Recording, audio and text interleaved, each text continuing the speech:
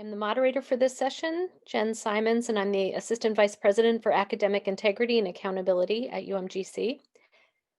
Held every October, Cybersecurity Awareness Month is a collaborative effort between the Cybersecurity and Infrastructure Security Agency and the National Cybersecurity Alliance to raise awareness about the importance of cybersecurity and to ensure that all Americans have the resources they need to be safer and more secure online.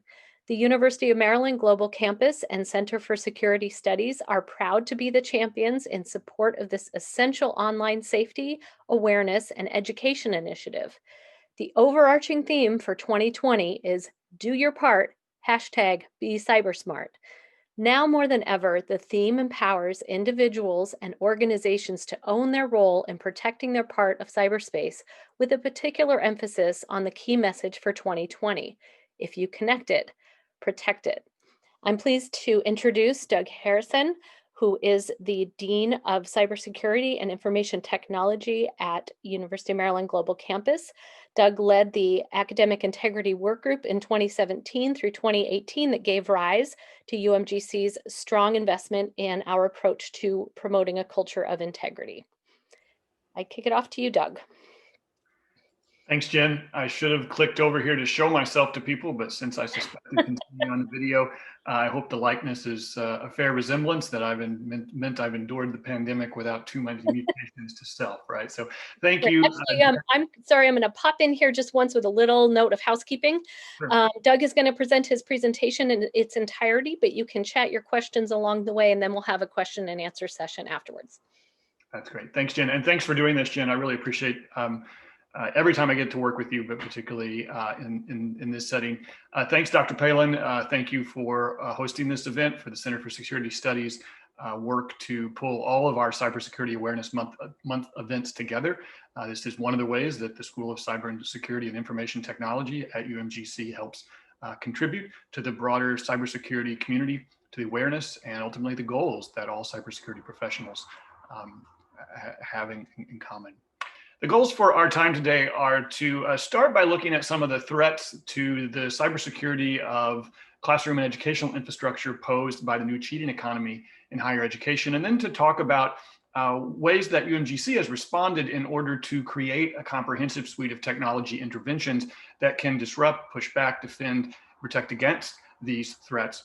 And then I just want to put that as a way of closing into some broader contexts within higher education, within UMGC and the educational enterprise that we are all working increasingly in an online environment with. So I want to start by talking about the new cheating economy. And when I say new here, this is a concept, the term new cheating economy is a concept that's arisen in higher education to talk about not new forms of cheating.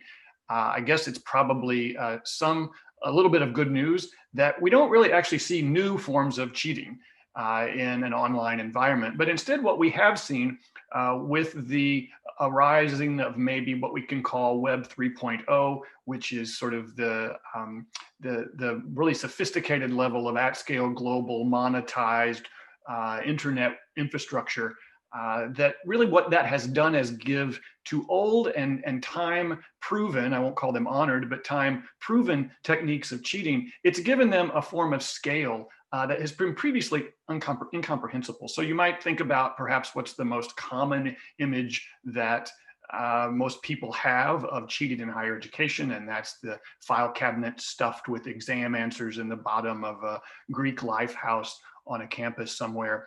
Think about the scale at which that is limited just by its very idiosyncratic and one-off sort of form. And think about that as compared to an operation like Amazon.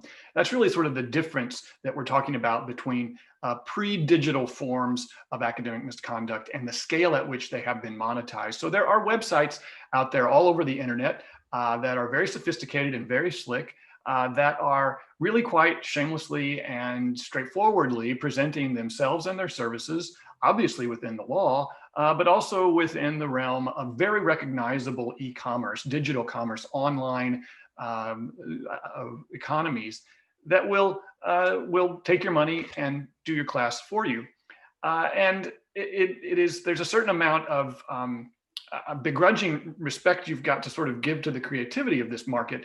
Bueller.com is one of the most recent additions that we've become aware of at UMGC to this world of sort of monetized corruption, and that's Bueller.com. Some of you old enough to remember Ferris's Bueller's Day Off will perhaps get the reference, but this is a piece of software that will keep you logged into Zoom meetings and digitally render your presence on your behalf so that you can go do something else away from your computer, or at least on a different computer. So these are always the kinds of ways that it's a cat and mouse game of trying to understand how the threats are evolving in a highly financially invested economy around cheating that really is big business. And while these aspects of the new cheating economy are not new to COVID, I do want to note that we know that as more students have moved into the online environment, and we'll talk about the propensity for academic misconduct in online versus in real life settings. But even setting that aside for a second, we know that more students have come into the online environment. And even if cheating stayed at the same rate, whether online or off, we know that the numbers of opportunities to cheat in an online environment are going to go up. And we know that these kinds of enterprises that make their money off of monetized corruption are really quite eagerly seeing a new world to invest in.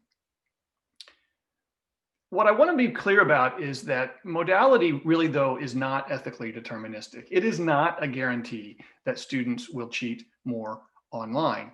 But we do know that stress and pressures are drivers of cheating behavior. So I really want to make sure that we start with those 2 points. Some colleagues of mine and I, and it's referenced at the bottom of the page, have recently done some research as recently as last year in one of the largest data sets we think of looking at students and faculty attitudes and perceptions online. And we don't see, all things being equal, and that's an important caveat, all things being equal, that there is more cheating online. But the psychological research and the educational literature, as well as practice, does unequivocally show that stress and pressure are key drivers of cheating behaviors. And we are in one of the most stressful and pressurized environments right now that any of us have ever experienced, not just in education, but at home and on the job. And the ways and when learning happens are all under tremendous amounts of stress. Our students are experiencing learning even under the best conditions when it's moved online in ways that we know are going to increase anxiety, reactivity, and other triggers that we know can lead students to make poor choices around cheating behaviors. So it's really important to hold those 2 facts and realities in tension with each other. Because if we only focus on the concern about cheating behaviors, we can end up in deficit model thinking that's really damaging. I've done a lot of these types of presentations over the last 6 to 8 months. And the most common question by far I get is, but aren't they going to cheat more? And when we focus exclusively on that question, it really takes us down the road of a deficit model emphasis on trying to make ourselves primarily about policing and protecting against and identifying cheaters. And whether we mean to or not, even if that comes from a very good and authentic intentional place of concern for quality, it can end up leading us to kind of fixate on and stigmatize all students as people who are always about to cheat. And that will shift the focus away from pedagogy to the punitive. And it really sort of takes the oxygen out of the room for us to think about reflective design of online assignments. The things that make assessment security most effective is that when it complements a focus on learning. And that's what we've been trying to do at UMGC.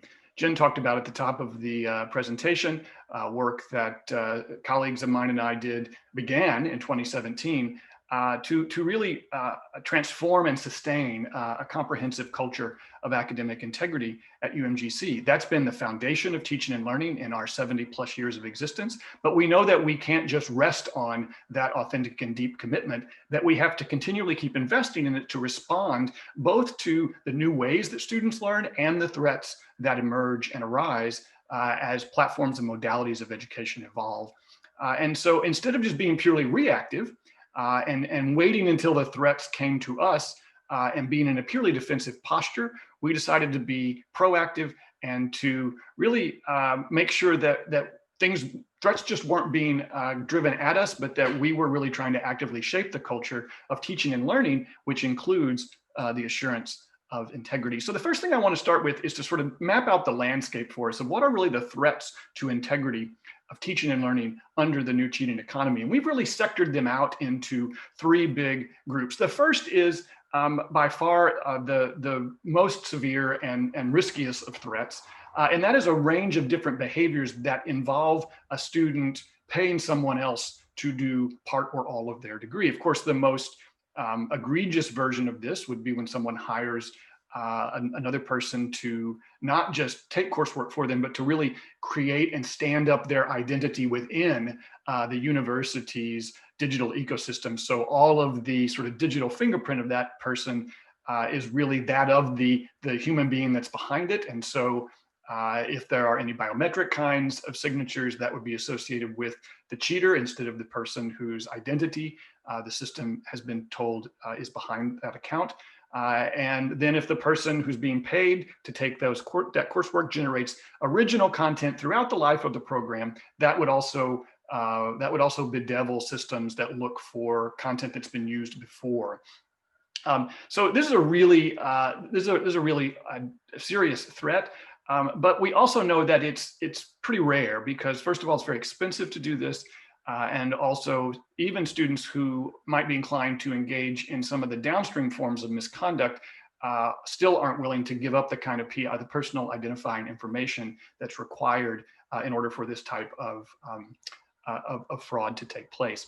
But then downstream from that is where a student takes a full degree for hire, but the account has been created by the student. And so that gives us a basis of comparing different kinds of metrics and identifiers that enter our system that vary when one human versus another tries to access the same account. A student might do most of the coursework for their program, but hire out a course. Let's say they're bad in stats, and so they might hire someone to take that course. Or they would take most of the coursework themselves in a particular course, but a particular section of that course, the differential equations bedevil them, and so they might hire someone to help them with that, to help them cheat, I should say.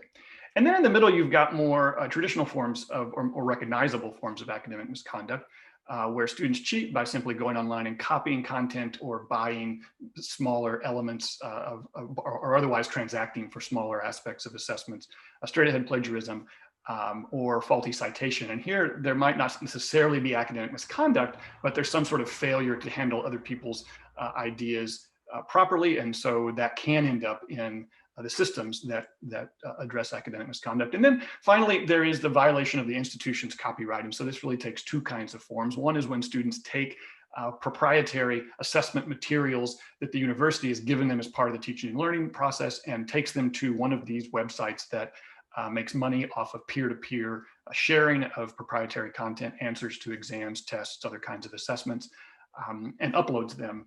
Often there's an incentive from the website for the student to do that. They might get cheaper or free access to courses they haven't taken if they'll upload all the documents from another course that isn't currently represented in that inventory.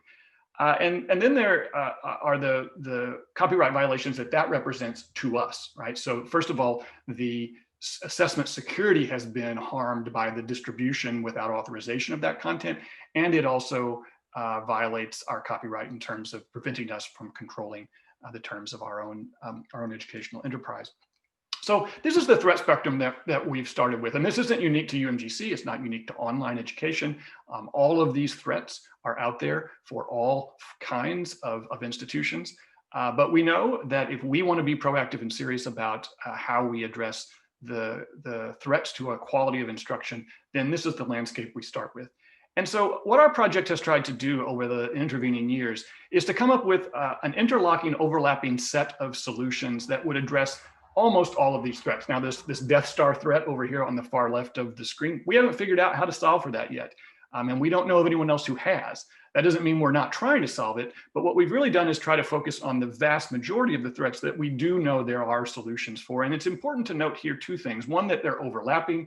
We try to have for most of the threats to the assessment process, which is the teaching and learning enterprise in the biggest part of this threat spectrum. We try to have overlapping at least 2 different kinds of solutions for each threat. That's one important thing to note. And the other is that teaching and learning is central to this, that it's not just a technology solution. They work together, and we'll come back to that in a bit.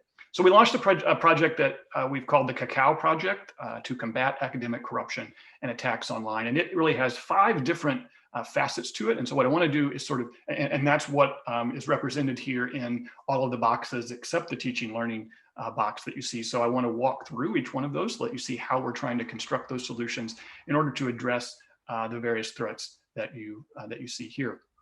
So the first one I want to talk about is the crawler bot. If you look at this screen and look to the right side and you see those 2 copyright violation boxes, the crawler bot is the solution that addresses this sector of the threat spectrum. And then everything that you'll see after the crawler bot are solutions that try to address the other areas of the threat spectrum where you see some kind of tool represented. So the crawler bot is an automated web crawler that identifies our material where it exists on the internet without authorization. We search over 600 offending sites. The worst offenders we search monthly, and the less serious but still concerning offenders we search on a quarterly basis, and that's simply to be cost effective about it. And I'll show you some of the statistics that drove that for us.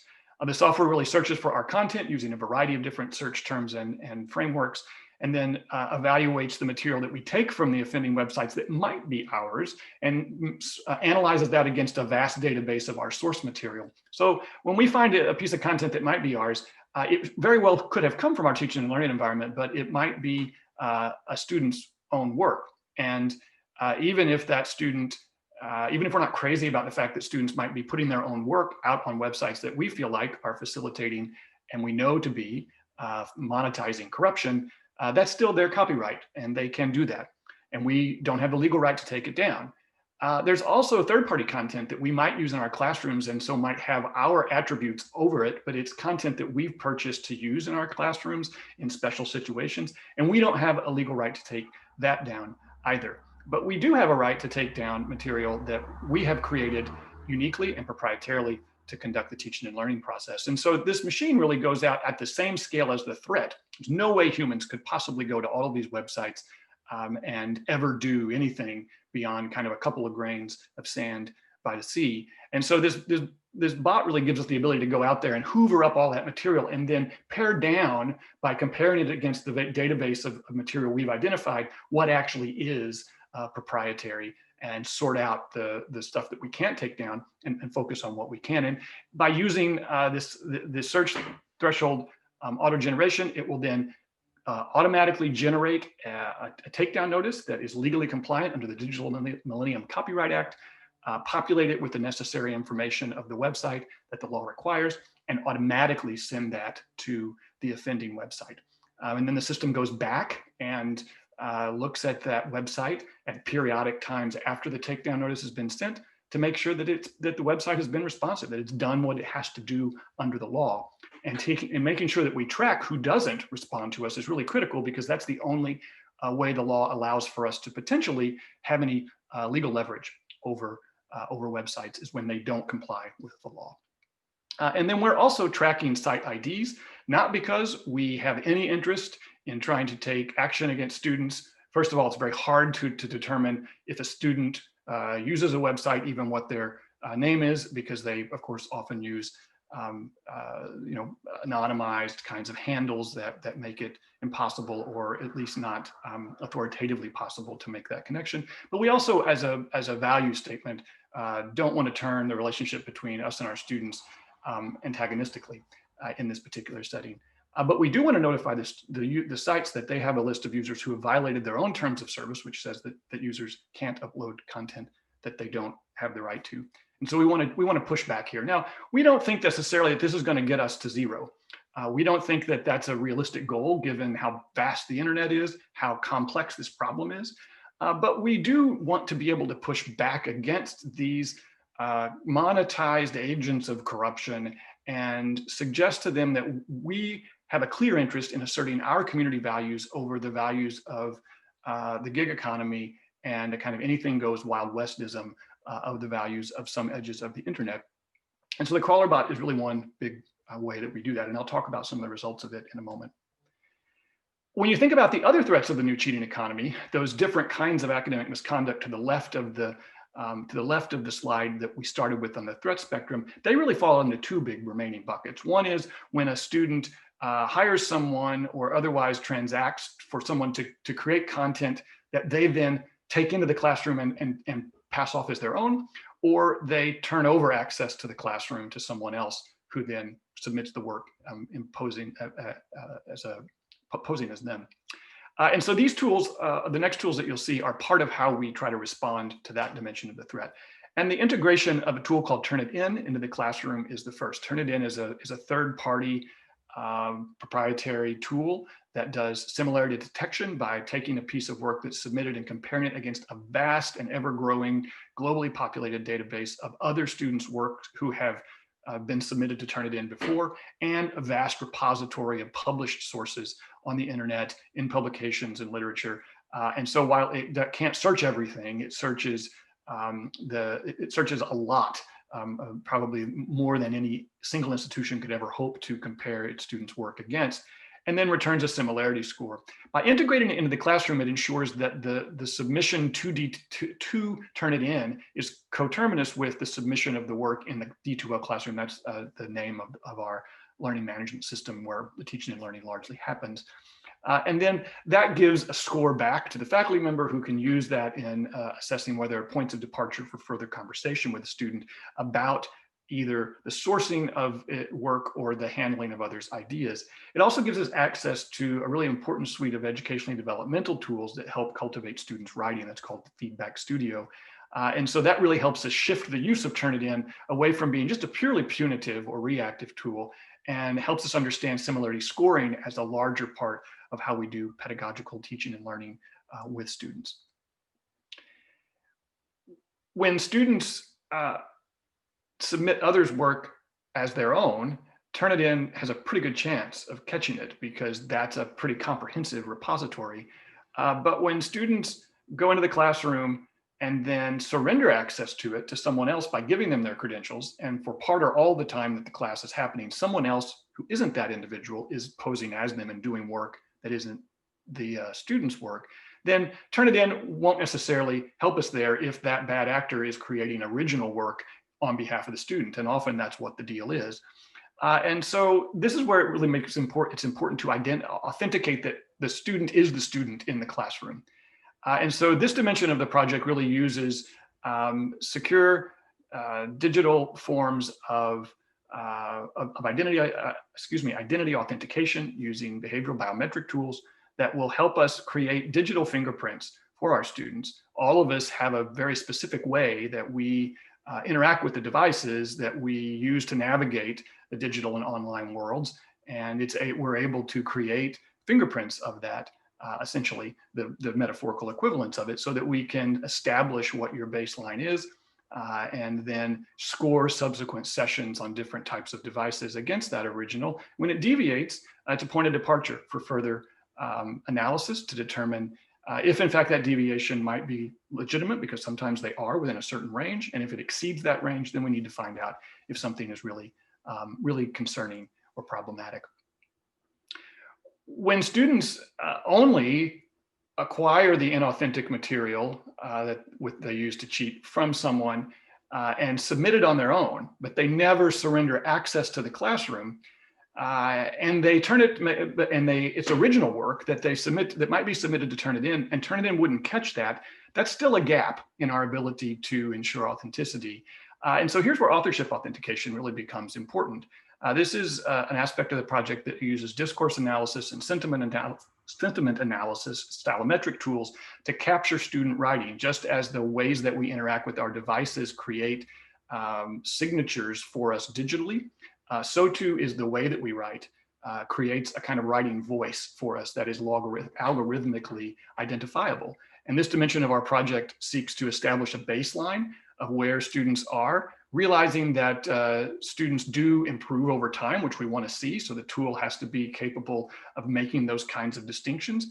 And then when the deviation between the baseline and the submitted signatures depart so significantly that there's a statistical high probability of potential problems, then that would be a flag for us for a human to go do additional evaluation. What I hope you hear here is a theme of these tools not being automatic triggers for action in all but a handful of very, very, very well documented and cases in which we are highly confident that a particular kind of set of signals is in fact problematic. Instead, we want to use these as points of departure because we don't just want to assume that these tools are 1000% right because these are complex and they can't be. And we don't want to surrender the teaching and learning environment exclusively to systems and experiences that are disintermediated from human inputs. And that's part of what you see in how we're constructing authorship authentication. I'm joking. I'm laughing at my own typo here since I managed to put a U in between CRM. But this aspect of the project is perhaps not as high profile or highly visible or as kind of glittery as a bot tool or some of the other kinds of authentication I talked about. This is really critical related support technology for helping us automate the workflows around instances when we do have academic misconduct that we have determined needs to be adjudicated. And so this uses a customer relationship management software platform to get to track and intake and move all of the work through. And that's really important for us. First of all, it gains really critical workplace efficiencies, but most important, it gives us the ability to have rich analysis of trends and outcomes, including the ability to over time construct predictive modeling for interventions so that we're not just reacting to what kinds of misconduct we see happening in different parts of the enterprise, but that we're able to say, right, we're seeing high incidences of student misconduct cases coming out of this sector of the curriculum. Let's go have a conversation with the academic subject matter experts in those areas to talk about how the teaching and learning assignments and experience is constructed. It could be that something inadvertently in how the curriculum is constructed and or delivered might be contributing to that cluster of hotspot cases.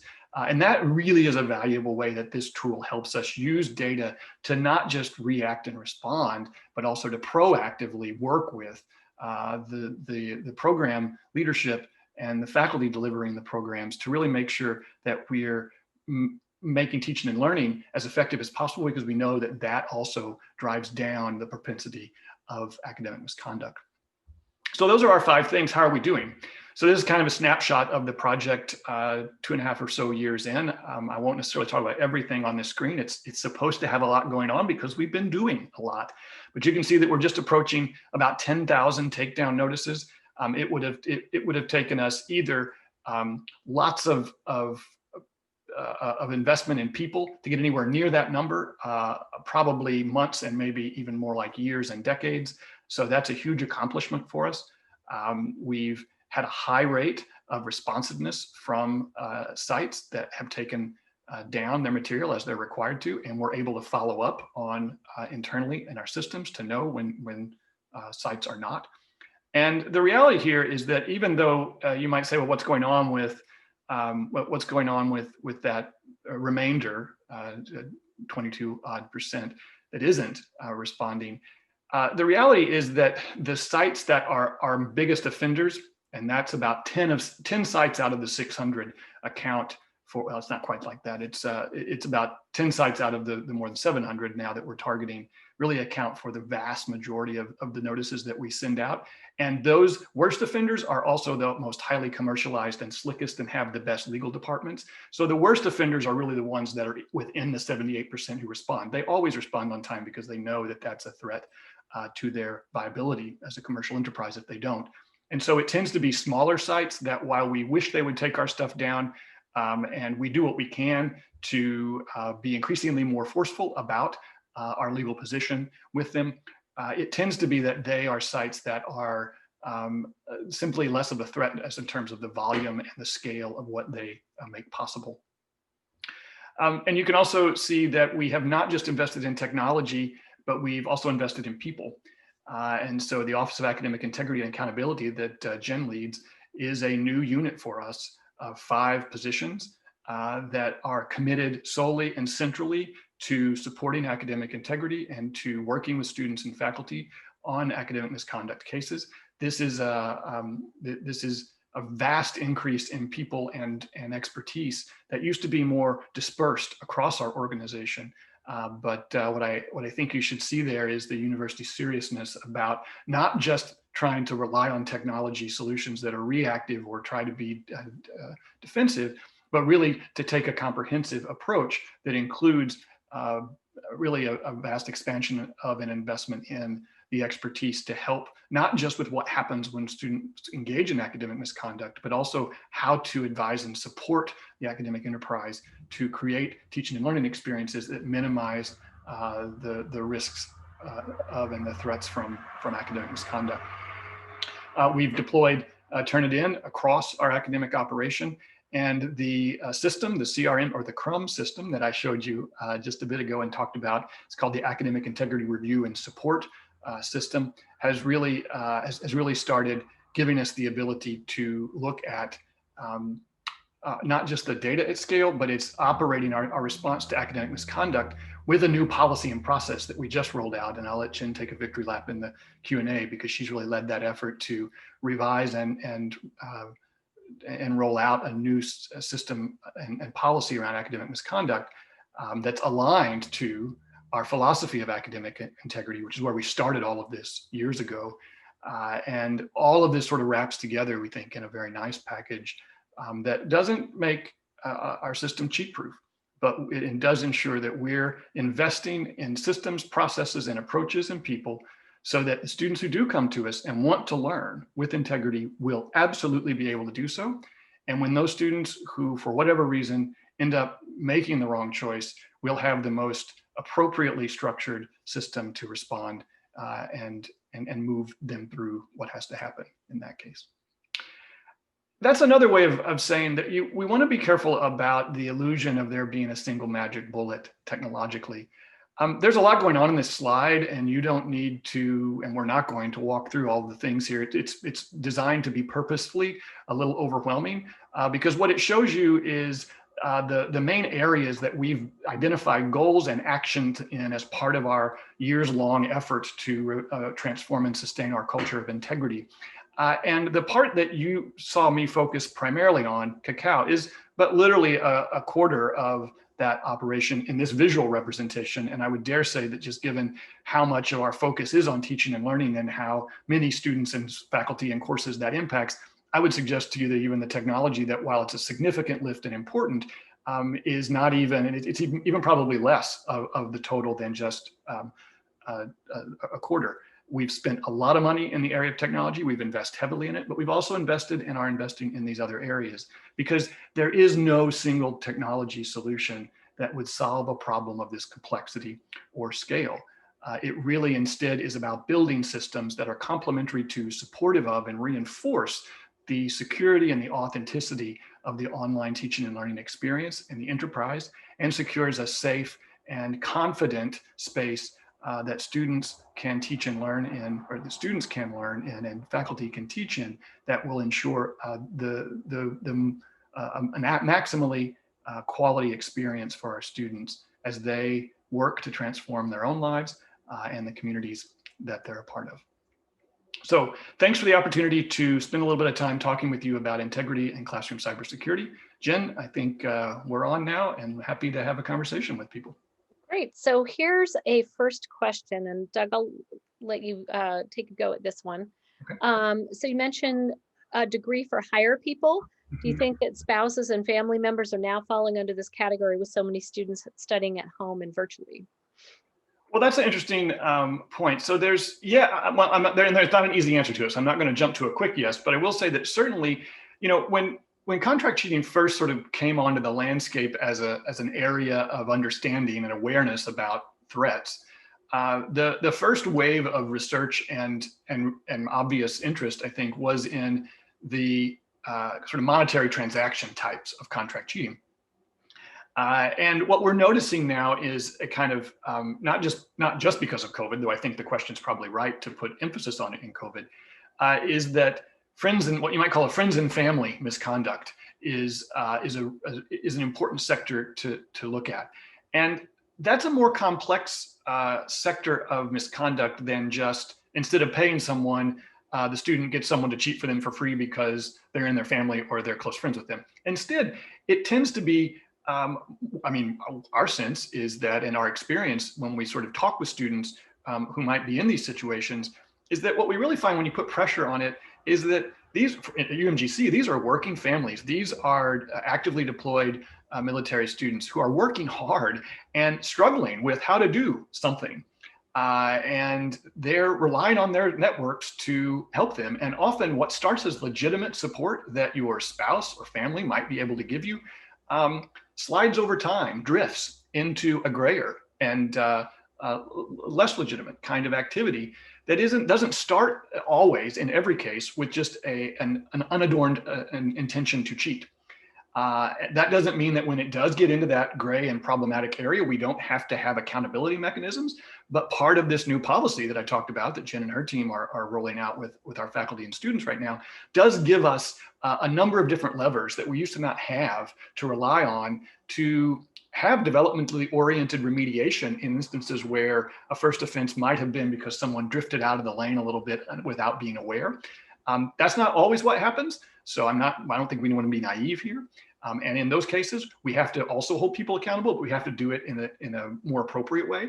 And we've got the mechanisms to do that as well. But I absolutely think we have to be aware that under these pressurized conditions, people are going to rely on the people that are closest to, and that's our family, the people that's our pod, right? And actually, I'll take a moment to advertise that Wednesday is the International Day Against Contract Cheating. And we're working on educating students through a Leo announcement, and there will be a social media posting, and then faculty through a meeting that we're having and other information that we posted. But when it comes to friends and family, it's any contract cheating is a third party doing work, and you could think about it bartering favors. We used one friends and family example in our materials for student of bartering favors with family. And thanks a lot, Jen, for mentioning the International Day of Action Against Contract Cheating. One of my additional sort of service to the profession is to sit on the board of the International Center for Academic Integrity, which hosts the International Day of Action. And Jen and the Office of Academic Integrity Accountability, we're all just hand in glove here, right? So look for the great work that Jen and her teams put together to support that important day to really set an international commitment against the problematic nature of contract cheating. All right. And I've got a question that I'm going to answer because we are the administrator of Turnitin and we are the practical users. So there's a question from Helen Barker about Turnitin and students submitting in a draft folder and then submitting in a final assignment folder. And Helen, I think your question is, do the drafts get held against students when they submit in the other assignment folder for their final submission? And we have provided instructions for draft folders to not store student papers in the Turnitin repository from the draft folder, but to do so in the assignment folder so the draft does not get held against the final submission. So I hope I captured that okay. All right, Doug, here's one for you from Lois. Do you see any spike in student hackers breaking into school systems or teachers' computers to change grades? I have not seen a lot of reported or documented evidence of that. It doesn't, of course, mean that it isn't happening.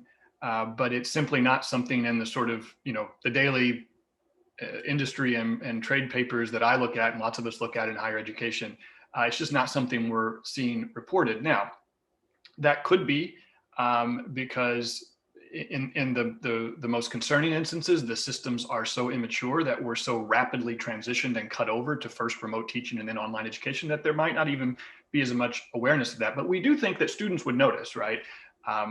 If and do report usually that kind of activity when they see their peers engaging in that if they're aware. But it's just hard to know. I think the bigger concern about in terms of systems is the lack of maturity in those systems for good teaching and learning. And so if in turn students are receiving a quality of instruction that they don't feel is engaging them, or they don't feel is taking them seriously, or they don't really see much value in it or feel much connection to it or sense of belonging to it. And all of those things are critical psychologically to bonding students to their own investment in learning. Those things aren't there because the online systems that they're using are poor quality, then that is going to be one of those situational factors from that modality isn't ethically deterministic slide. That's going to be one of those drivers of pressure and stress, because not caring about your learning is a form of pressure, even if it's experienced as a lack. That's going to drive up the propensity for misconduct, certainly. All right. I'm going to provide part of an answer and have you tag onto it, Doug, about the pressures and stressors on students who resort to cheating. And I can say from the OAIA standpoint, from the cases that we get, it is students who are overwhelmed with all of their responsibilities in their life, with their family, their work, and then school. And they become overwhelmed. The students who submit educational remediation assignments and appear to be very honest and forthright in what they're saying happened. And every time I was overwhelmed and I took this shortcut, I was desperate and I did this. Larger pressures. So, Doug, will you speak to larger pressures that lead to that moment? Larger pressures in the teaching and learning environment, or the larger sort of life A situation? degree to have a good job, degree to get promoted, socioeconomic pressures.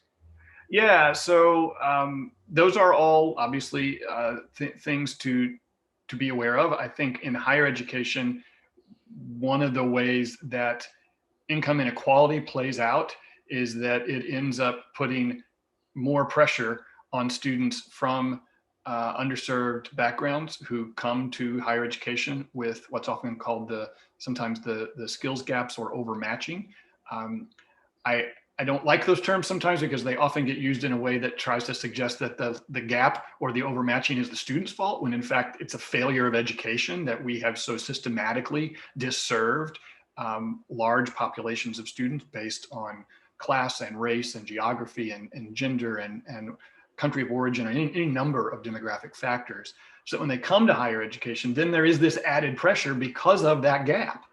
And so while it might manifest in the classroom as what appears to be the need to catch up in terms of skills, that's the endpoint of generations of systematic educational injustice, at least in the U.S. System. And those pressures aren't just ones that, if you're a faculty member, you're feeling because you feel like you're seeing inauthentic material. Imagine being that student, right? And the enormous pressure and weight that they carry to succeed because of we know that higher education is still the best investment you can make in yourself for personal, family, and community transformation in terms of mobility and and accumulation and ability to transfer wealth. That is the agent of independence. It's one of the critical conditions for free societies. Those pressures are enormous for students, and so we have to be cognizant of our responsibility as educators, not just to work the accountability end of it, and after something happens, but to really set up systems and enterprise education in a way that responds to the student who's coming to us from that pathway, because that is the new college majority population. The largest percentage of people who need and want higher education and don't have it are in some kind of demographic class that makes them more susceptible to some of the risks that I just talked about. And I'm just going to quickly tag on, but actually it bridges to the next question. I have recently done a presentation on imposterism and academic integrity, and there is research that supports that. And students are from backgrounds that are underrepresented in higher education are less likely to ask questions. They're more likely to feel pressure to sound like college, and a number of other factors that are byproducts of some of the dynamics that Doug discussed. All right, and the bridge is culture. So that was cultural capital is the words that I did not use to describe that students from white middle class backgrounds have the cultural capital that plays out really well in higher education institutions. And so, but this related question about culture is students from other cultures where they don't agree with the definition of cheating. For instance, thinking that it is disrespectful to ever paraphrase the words of an expert. So how do we handle that in our global environment? Well, first of all, is to be aware of it, right? So I'm glad that the question's even being asked, right? Because it suggests, and I'm assuming it came from within UMGC, though I don't want to assume that. I hope that indicates that we're getting better at this, right? So it's exactly point on. So Jen's point is a good example of one kind of way this plays out. We also know that students who come from cultures, communities, countries of origin outside of a kind of Anglo-European American tradition, essentially any communities or systems or cultures where the individual is not the unitary seat of social organization, and instead the individual's identity is derived not from their unique and idiosyncratic participation in society, but rather their identity is derived by what they contribute to communities and kinship formations and cultural cohorts, then often what we think of in, let's say, US North American sort of presumed to be given values that it's always bad for someone else to do your work, or it's always bad for you to receive what we call unfair academic advantage, from that cultural perspective, might actually be one of the ways that you contribute most fully to collective values, which is by helping someone else in your group. And we know this happens. We talk to students where they don't come to us with the same given assumptions that higher education is often taken to be for granted, and we cannot do that. We should not do that. That's why it's so important for us to educate students about what academic integrity is and not just assume that it's obvious or given. Now, we shouldn't do that, not just because of students who come from non-Western cultural traditions and so don't bring the same kinds of underlying assumptions about the value of authenticity or what individual and authentic contribution means. There's a lot of other reasons to do that, but one important one is to address cultural difference and diversity that we see in our classroom. And in a classroom like UMGC, where we are a global institution that that we know we have students from all over the world in our classrooms, we know that those perspectives are in the mix. And so we have to be really transparent about starting with what are our values, how do they translate into behaviors and practices of authentic academic citizenship, and then reward on the one hand, and reinforce and continually educate toward the values that we seek, and to be clear about the different kinds of accountability pathways that have to allow us to be able to remediate the kinds of academic misconduct that might arise from those cultural gaps. It's not that we want to say it doesn't matter and we don't ignore it, but we have to respond to it in a way that gives that student a chance to learn, if in fact that misconduct is being driven by cultural diversity.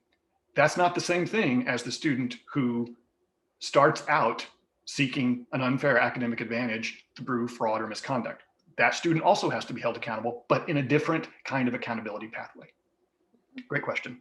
Yeah, and I'll add on that we also address this through academic integrity education. We have new tutorial modules for students, and that helps convey what we do at our institution and the reasoning behind it. And it also connects to professional environments, which is an enhancement on information we had before to try to help make that contextual to this is how this institution defines these issues, and this is what we recommend for proceeding with integrity.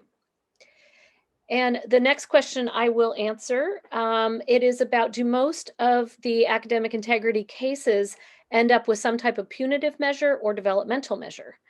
I can say as of January, when the cases got centralized to the OAIA and the OAIA fully opened, staffed with case managers, we used the prior policy to apply the philosophy of academic integrity. And as of that point, I need to look at the analytics to confirm the numbers, but about what proportion, but most sanctions are developmental in nature, which is the most frequent sanction now, especially under the new policy that began for fall classes, is a rewrite for a 50% deduction and an educational remediation activity that the student chooses from an assigned category. Our categories are academic integrity, personal ethics, getting appropriate help, and stress and time management. And so the case manager identifies the need for the student and then assigns which level of the topic and which topic, and then the student chooses from some possible different activities that they do there. So that I would say that is currently the most frequent. We will be updating our analytics on our sanctions to know those proportions, but I can say confidently that most sanctions are developmental in nature. Right. That is the end of our questions at this point. Last chance, anybody want to chat any last question? Okay, I see not. So we will wrap this session up. Thank you very much, Doug, for all of your information. And this year's main effort is to encourage all Americans to take proactive steps to enable lasting positive cybersecurity behavior change at home and at work. We hope that we have given you an insight into protecting against cyber threats and have served as a constant reminder of the need to promote cybersecurity awareness across the nation as a shared responsibility of the entire American community. Sign up to enjoy more from UMGC leaders and special cybersecurity industry guests for exciting and engaging webinars and fun activities in the coming weeks. We have a webinar that will provide you with the tools you need to do your part. #BeCybersmart in today's world.